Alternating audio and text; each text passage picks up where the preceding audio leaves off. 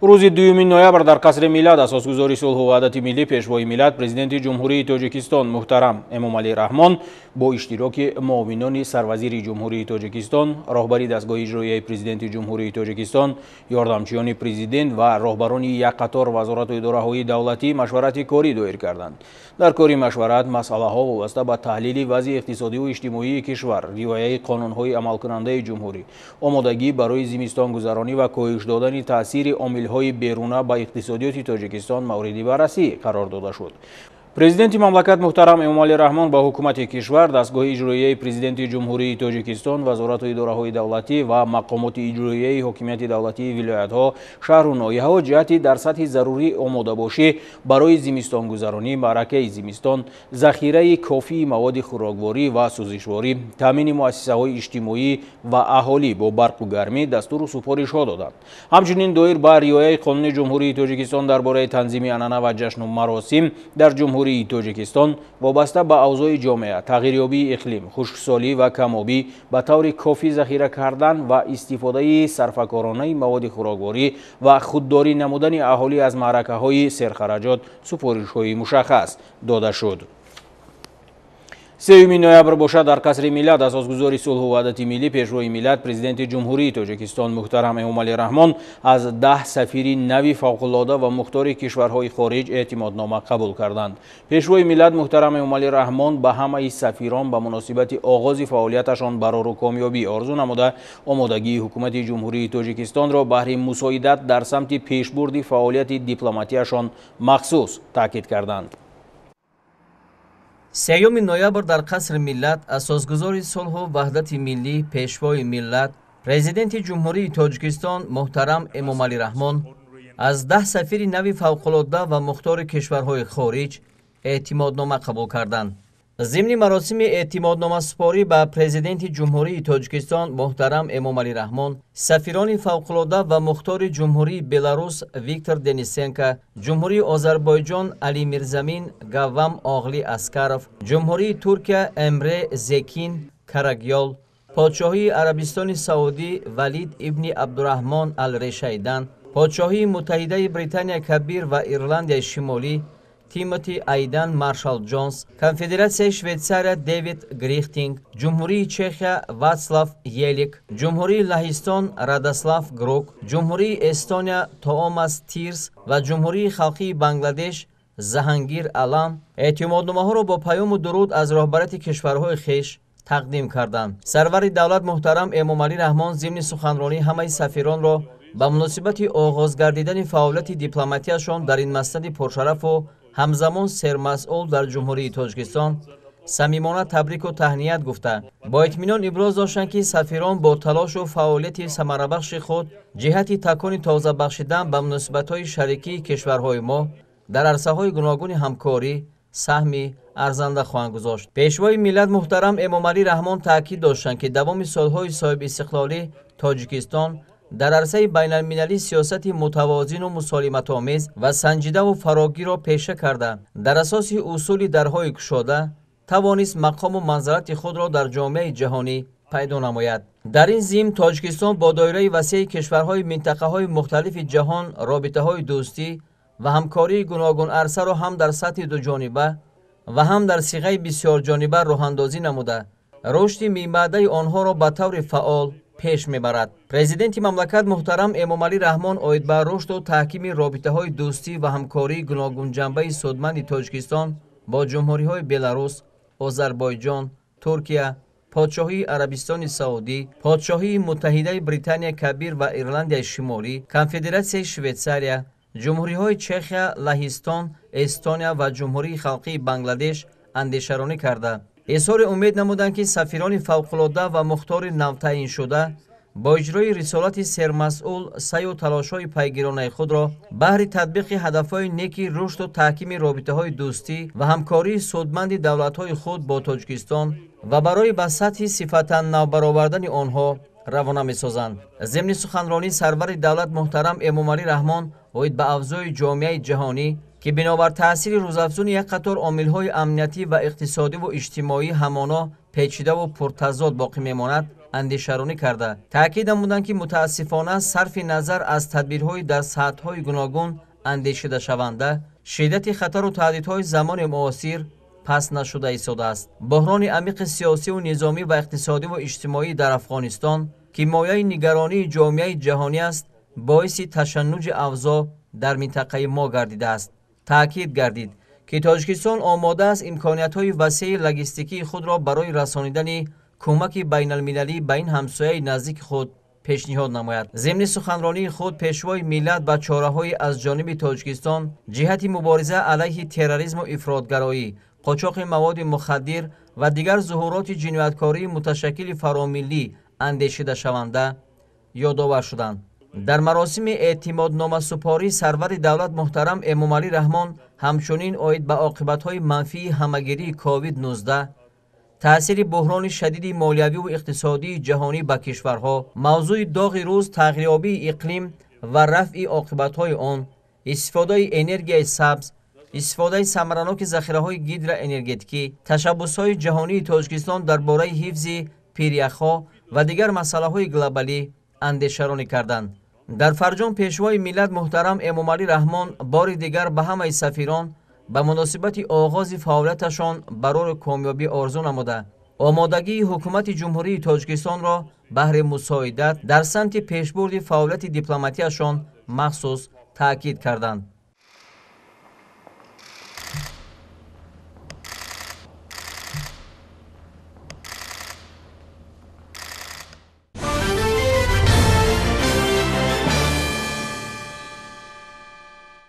афсарону аскарони шуҷои қувваҳои мусаллаҳи ҷумҳурии Тоҷикистон дар роҳи устувор нигоҳ доштани истиқлолияти давлатии ҷумҳурии Тоҷикистон ба савганди садоқат ба ватан содиқ монда ҷони худро дар роҳи ҳифзи марзу буми ватан ва осудагии кишвар дареғ намедоранд.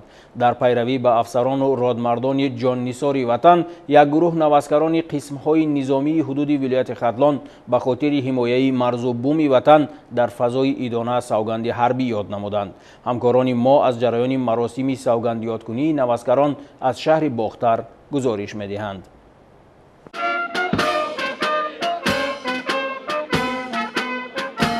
дар майдони парчами давлатии маркази маъмурии вилояти Хатлон шаҳри Бохтар маросими савгандиёткунии як қатор наваскарони ҷавон ки ба тозагӣ ба сафи қувваҳои мусаллаҳи ҷумҳурии Тоҷикистон пайвастаанд баргузор гардид. ин сарбозон баҳри ҳимояи марзу буми мамлакат, ҳифзи манфиатҳои давлат, садоқат ба халқу ватан ва президенти кишвар дар ҳузури собиқадорон, афсарон ва волидону пайвандонашон савганд ёд намуданд.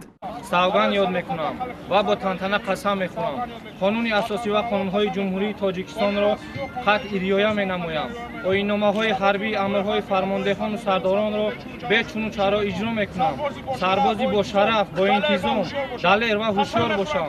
қасам мехӯрам ки то охири нафас ба халқи худ содиқ бошам. муовини раиси вилояти Хатлон Сулаймон Акрамзода зимни суханронии хеш оид ба дастгириҳои пайвастаи асосгузори сулҳу ваҳдати миллӣ, пешвои миллат, сарфармондаи олии қувваҳои мусаллаҳи ҷумҳурии Тоҷикистон муҳтарам Эмомалӣ Раҳмон ибрози назар намуда аз шароитҳои мусоиди хизмат дар ҷузу томҳои қувваҳои мусаллаҳ ёдовар гардид. ном бурда ба наваскарон бурдбориву муваффақият ва хизмати хубу бобарор таманно намуд. Дониёр Сафаров баъди хатми донишгоҳ ба сафи қувваҳои мусаллаҳ шомил шуда имрӯз дар муҳити мутантан савганди ҳарбӣ ёд намуд. ӯ мисли дигар ҷавонон хушҳол аз он аст ки дар яке аз қисмҳои низомии Вазорати мудофиаи ҷумҳурии Тоҷикистон воқеъ дар вилояти Хатлон адои хизмат намуда рисолати ҷавонмардии хешро дар назди халқу ватан сарбаландона адо менамояд. ман наваскар Сафаров Дониёр баъди хатми донишгоҳи миллии Тоҷикистон факултети ҳуқуқшиносӣ تصمیم گرفتم که قرض شهروندی خود را که این عهدهداری اساسی من است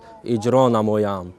ما نواسکران خرسند از آن هستیم که روز قبول سوگند حربی ما و این روز عید بزرگ، روز قبول کنستیتوسیون جمهوری تاجیکستان که با طریق رایپرسی عمومی خلقی قبول شده است راست آمد. والدین چندی از سربازان در مراسم سوگندی‌کنی فرزندانشان اشتراک نموده از غمخوری‌های رهبریت عالی مملکت جهت بنیاد اینفراستراکچور موثر حربی و مهیا نمودن شرایط بهتر برای بود و باش عسکران و افسران مینه‌داری بیان نموده خدمت به وطن را درس عالی میهن‌پرستی عنوان نمودند. با وطن صادقانه خدمت میکنم. من خوشبخت از آنم که امروز در یک کشور آباد و تنج و آرام فرزند من همچون یک سرباز وطن به خلق و وطن خود به مادر خود خدمت میکند. شکرانه آبادی، شکرانه استقلالیت میکنیم، شکرانه از نان و نمک از اساسگذار صلح و وحدت ملی تاجیکستان پرزیدنت جمهوری همان میکنیم که فرزندان ما با خواهش خود، با اختیار خود به سری بلند به خدمت مادر وطن آمدند. امروز برای قسم یاد کردن نبیره ام که به صف ارتش ملی جمهوری تاجیکستان دعوت شده بود آمدم و امروز برای من یک روز خرسنده است، یک فخر است که نبیره من در حمایه وطن خدمت خود را ادا می کند. ارمی این صداقت، متانت، جسوری، چالاکی، دلیری را از هر یک عسکر بچه طلب می کند. آنها خیلی خوب خدمت را باید ادا کنند و فخر پدر و مادران خود شوند. و امروز من از فرصت مناسب استفاده برده به جوانان می خواهم گویم که هیچ وقت از خدمت حربی نه هراسید، نه ترسید، چون که شما حمایتگری ما هستید، حمایتگری خانه و در خود، مادر خود، پدر خود و وطن خود می باشید. ارتش ملی سپر توانا و کفیل آسودگی و امنیت مملکت محسوب می‌یابد. امروز حکومت مملکت دایر به مسائل تامینات مادی و مستحکم گردانی اقتدار مدافعوی قواهای مسلح کشور توجهی خاصه ظاهر می‌نماید.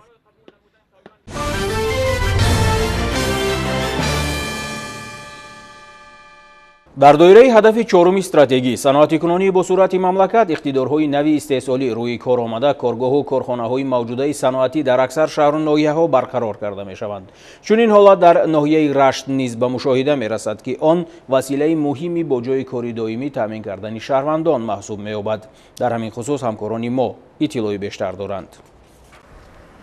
در شبکه کارخانه آلبرابی ناحیه رشت از حساب اگنتی ذخیره‌های مادی دولتی نزد حکومت جمهوری تاجیکستان کارگاه استحصالی مکرون مورد استفاده قرار گرفت. اقتدار کارگاه استحصالی در یک شبانه روز زیاده از 2 تن مکرون خشک را تشکیل می‌دهد. تجهیزات کارگاه مذکور از خارج مملکت به ناحیه رشت وارد شده است. کارگاه مذکور برای تامین بازارهای ناحیه‌های منطقه رشت پیش بینی شده در آینده موازنت نرخ نمادهای گوناگون مکرون را در منطقه نگاه می‌دارد. خرسندی‌آور است که امروز در شفت کارخانه آلبراری باز یک کارگاه استحصالی مکرون استفاده داده شد. همزمان در کارگاه 7 نفر با جای کار خوب دائمی و معاش خوب تامین گردیدند. اقتدار استحصالی کارخانه 2 تانه را در یک شبانه تشکیل داده و در آینده نقشه داریم که اقتدار استحصالی زیاد نماید و منطقه را با محصولات خودی تامین نماید. کارگاه استحصالی مکرون در ناحیه رشت در اساس نقشه چهاربینی‌های 30 سالگی استقلالی دولتی مورد بهره برداری قرار گرفته در آن 7 نفر ساکنین ناحیه به جای کاری دائمی تامین گردیدند.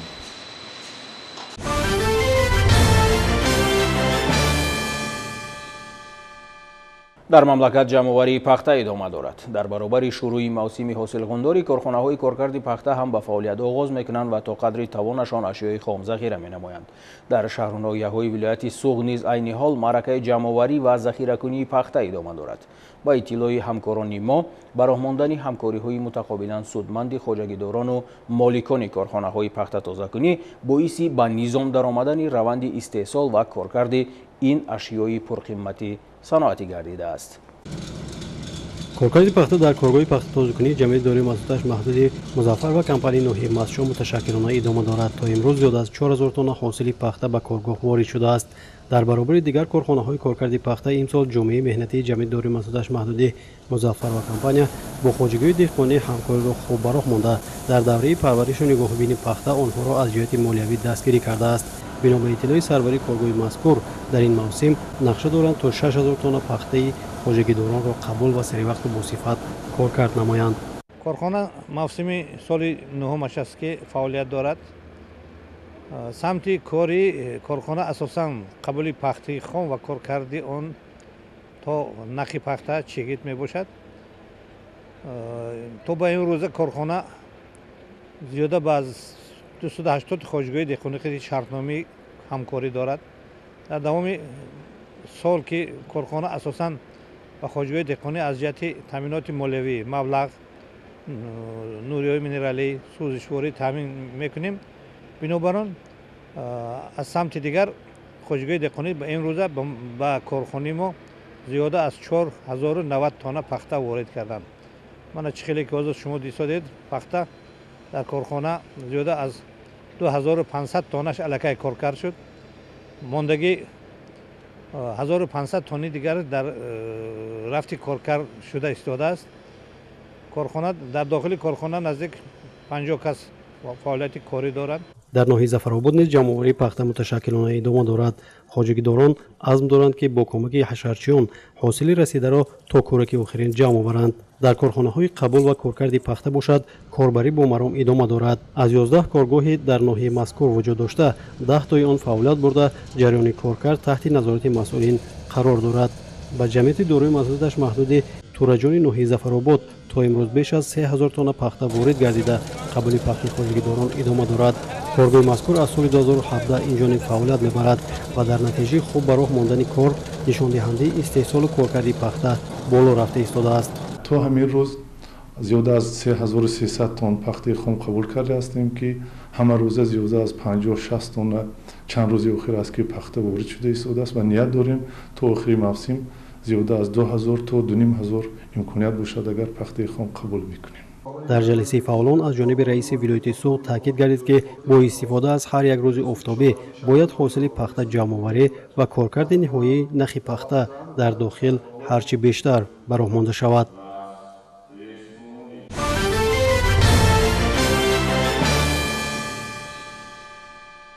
در شرایط تاجیکستان چاره‌داری یکی از ساحه‌های سردرآمد به حساب می‌رود. ضمناً جهتی به دست آوردن فایده بیشتر کشاورزان خوش‌زادکنی چاروا را روی دست می‌گیرند. این تجربه در کوآپراتیو تجارتی امید یک ناحیه خاولینگ به طور وسیع استفاده برده می‌شود. گزارش همکارانمان در این خصوص آماده شده است. давлат бозоров яке аз кишоварзони варзидаи ноҳияи ховалинг мебошад ва дар кооперативи истеҳсолияш зотҳои беҳтарини чорвои калони шохдори ба шароити иқлими минтақа мутобиқро парвариш менамояд. ин хоҷагидор ҳамасола дигар хоҷагиҳоро бо чорвои хушзод таъмин мекунад. аслан дар водии ховалинг аз замони иттиҳодияи агросаноатии ховалинг ки 5 намуди зотҳоро санҷида баромада буданд, яке аз зотҳое ки ҷои аввалинро ишғол карда буд дар вақти санҷиш ин зоти абердина ангус мебошад ки ватани ӯ шотландияи шимолӣ аст ва дар мавзеи иқлими ховалинг худро бисёр хуб нишон дод. ҳам аз ҷиҳати маҳсулотнокӣ ва ҳам аз ҷиҳати тобовар будан ба касалиҳо ва ҳам аз ҷиҳати дар давраи замистон ба хунукӣ тобовар будан.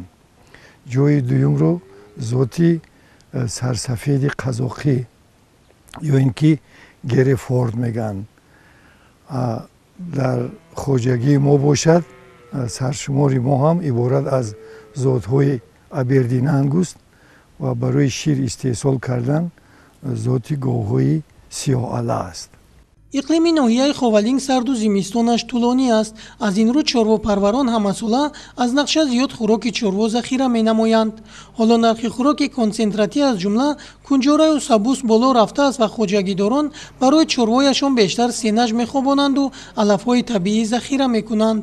чорводорони хоҷагии мо дастуру супоришҳои ҷаноби олиро сармашқи кори худ карда барои бо сифат тайёр намудани хӯроки чорво ва бо дараҷаи баланд гузарондани замистонгузаронӣ шабу рӯз кор карда имрӯз 260 тонна сенаж ва 65 тонна бедаи юнучқа тайёр карданд ки ба ҳар сар ҳайвони шохдори калон 14.2 воҳиди хӯрокӣ мерасад ё ки ба ҳар сар ҳайвон дар як моҳ 2.4 воҳиди хӯрокӣ мерасад ки ин басанда аст. аксари роҳбарони хоҷагиҳои чорвопарвар аз давлат бозоров дар парвариш ва нигаҳбини чорвои калони шохдор маслиҳат мепурсанд ва барои хушзодкунӣ аз ин хоҷагӣ чорво харидорӣ менамоянд.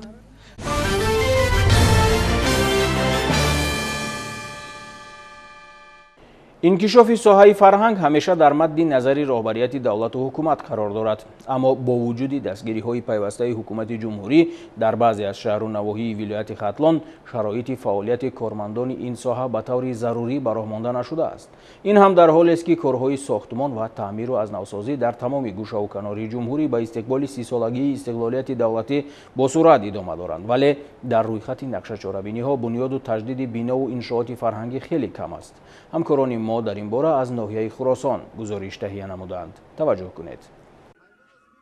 бо дидани бинои мазкур кас гумон мекунад ки инҷо хонаи истиқоматӣ аст, аммо дар асл чунин нест, зеро ин биноро дар ноҳияи Хуросон муассисаи мактаби бачагонаи санъат ва эҷодиёт ном мебаранд, ки дорои 7 синфхона, 1 машқгоҳи хурд барои рақс ва 2 утоқи корӣ мебошад. шароит дар ин муассисаи фарҳангӣ антиқаҳои даврони шӯравиро ба хотир оварда ҳуҷраҳояш тангу торик ва бефаршу ҷевон аст. ягона дороияш чанд адад курсиҳои кӯҳнаву асбобҳои мусиқии фарсудашуда унвон мешавад. асбобҳо дар мактаб басанда нестанд, бо лозим ҳаст.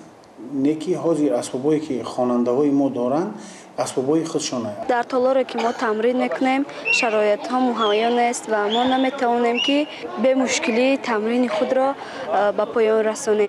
муассиса аз чанд шуъба иборат буда устодони таҷрибадори соҳавӣ нозукиҳои доираву таблак, най, рубоб, ғиҷак, рақс ва расомиро ба хонандагон ба таври назариявию амалӣ меомӯзонанд. бояд дар мактаби мусиқӣ толорҳое барҳаво бошад ки мо то ин ки ё ин ки оинаҳо бошад ки мо то ин ки худамонро дар он рақсҳои худамонро дар он дидаву дониста бояд рақсҳои худамонро кунем ва дар рӯи замин мо бо чешкӣ машқ мекунем. мушкилам ҳасту хелам боша осонам боша ки дигар илоҷ нест. ҳозир ҳамеша кор кардем. хай агар бо ягон ҷо дастрас кунанд ягон холина ягон чай партиян гилемай партиян бо беҳтар меша албат. дар ҳақиқат чӣ хеле ки шумо дидед пештар нохуб буд. ҳозир мо бисёр як ҳамира дар сатҳи хуб карда барои хонандагон муҳайё гардон содем ки бо бисёртар бештар хубтар шавад. чанд адад асбобҳои миллӣ ба монанди таблаку доира, дутору рубоб ва амсоли инро ки ҳамарӯза омӯзгорони ин муассиса баҳри илму касбомӯзии фарҳангчиёни оянда истифода мебаранд, аз ҷониби худи шогирдон харидорӣ гаштааст. ҳатто аз норасоии мизу курсӣ ва ҷевонҳо дар вақти машқу тамрин асбобҳои мусиқӣ рӯи фарш гузошта мешавад. асбобҳо албатта дар ҷои махсус истодаш дар кор, не ки дар куҷо бимонем. хеле шароитам хеле ҳамҷо истодиян охе. мебуроранд камтар автобус қоқ мекунанд бо меоранд. қоқ кардани ягон прожектор дар кор хай нест ҳамон чизе. ба қувваи худмон ҳамҷора таъмир кардем. лампочкаҳо жалиш кардему, сафед кардему, хеле таъмир кардем, бо хеле беҳтар шуд. ҳозир ҳама синфхонаҳо қариб ки таъмир баромад. ана берун ман аз ҷои синфхонаҳои нав сохт содем бо худмон, ба қувваи худмон.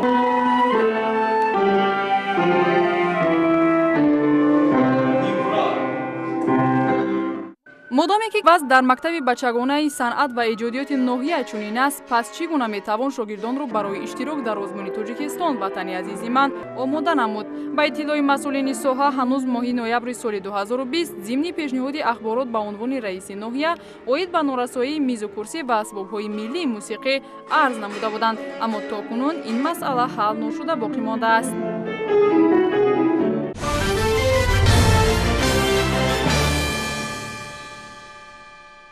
бахшида ба рӯзи театри тоҷик дар театри давлатии ҷавонони Тоҷикистон ба номи Маҳмудҷон Воҳидов барномаи бошукӯҳи фарҳангӣ доир гардид. дар Тоҷикистон рӯзи театри тоҷик ба таъсиси театри давлатии академии драмавӣ ба номи Абулқосим Лоҳутӣ иртибот дорад, зеро театри мазкур 7 ноябри соли 1929 таъсис ёфтааст. имсол барномаи ҷашнии аҳли ҳунари театрҳои ҷумҳурӣ ба муносибати рӯзи театри тоҷик тамошобоб ва хотирмон пешниҳод шуд. ҳамкоронамонро дар ин мавзӯъ мутаваҷҷеҳ мешавем. 7 ноябр барои аҳли санъату фарҳанги кишвар, хоса кормандони театрҳои ҷумҳурӣ санаи хотирмону ҷашнист. Ин сана ба рӯзи театри тоҷик бахшида шудааст. Имсол ин рӯзро аҳли ҳунари театрҳои мамлакат бо баргузор намудани барномаи фарҳангии тамошобоб қайд намуданд. Лозим ба зикр аст ки рӯзи театри тоҷик ба таъсиси театри давлатии академии драмавӣ ба номи Абулқосим Лоҳутӣ иртибот дорад. зеро театри мазкур 7 ноябри соли 1929 таъсис ёфтааст. Дар даврони истиқлолияти давлатии ҷумҳурии Тоҷикистон таҷлили ин рӯз ба анъанаи нек табдил ёфт. Дар ин рӯз ҳунарпешаҳо, коргардонҳо, драманависон, рассомон ва сакорон тамоми аҳли театри мамлакат ҷамъ омада оид ба дастоварду комёбиҳои эҷодии худ, бурду бохт ва нақшаҳои оянда ибрози назар мекунанд. هر یک تماشابینی که امروز با تئاتر وارد میشه البته خودش رو تصور میکند و ما هنرمندان باید چنین نمایش پیشکش تماشابینان گردونیم که با خودشون یک حضا گرفته روند. در عرفه 30 سالگی استقلالیت امروز البته تمام تئاترها علیه پیشروی شده است و تماشابینان امروزه ما خیلی هم فعال شدند و هرچی بیشتر با تئاتر اومده نمایش‌ها رو تماشا میکنند. барномаи ҳунарии аҳли эҷоди театрҳои мамлакат хеле тамошобобу хотирмон буд. дар он рушди самтҳои гуногуни театри тоҷик инъикос гардид. бояд гуфт ки дар даврони истиқлолияти давлатӣ дар ҷумҳурӣ 4 театри касбӣ, театри ҷумҳуриявии мусиқӣ драмавӣ дар ноҳияи Данғара, театри тамошобини Наврас дар шаҳри Хуҷанд, театри ҷумҳуриявии драмавии мусиқӣ ба номи Маҳмудҷон Воҳидови ноҳияи Ашт ва театри вилоятии Лухтаки афсонаи шаҳри Бохтар таъсис дода шуданд. театрҳои мамлакат ба шарофати ғамхориҳои пайвастаи ҳукумати ҷумҳурии Тоҷикистон дар ҳоли рушду инкишоф ва таҳияи асарҳои нави саҳнавӣ қарор доранд.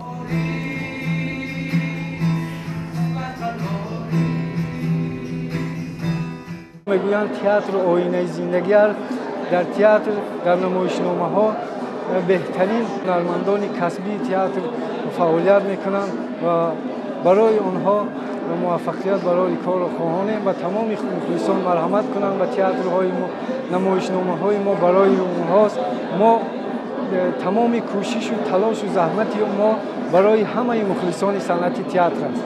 بعد از پیشنهاد برنامه هنری به مناسبت روز تئاتر تاجیک، معاون اولی وزیر فرهنگ جمهوری تاجیکستان عابد نظریان کارمندان تئاترهای جمهوری را با روز تئاتر تاجیک تبریک و تهنیت گفته. یک قطار کارمندان با استعداد تئاتر را با نشان صحوی اعلاچی فرهنگ جمهوری تاجیکستان و افتخارنامه وزارت فرهنگ جمهوری تاجیکستان سرفراز گردانید. باید گفت که امروزها تئاتر تاجیک در حال رشد بوده، الکی در عرصه بین المللی معرفی گردیده است. همسال اهل ایجاد تئاترهای تاجیک در فستیوال و آزمون‌های بین المللی تئاتری اشتراک نموده، سزاوار مکافات‌های عالی و جایهای افتخاری می‌گردند. این همه در مجموع دلیل آن است که تئاتر تاجیک امروز موفق است و استوارانه به پیش قدم می‌نهد.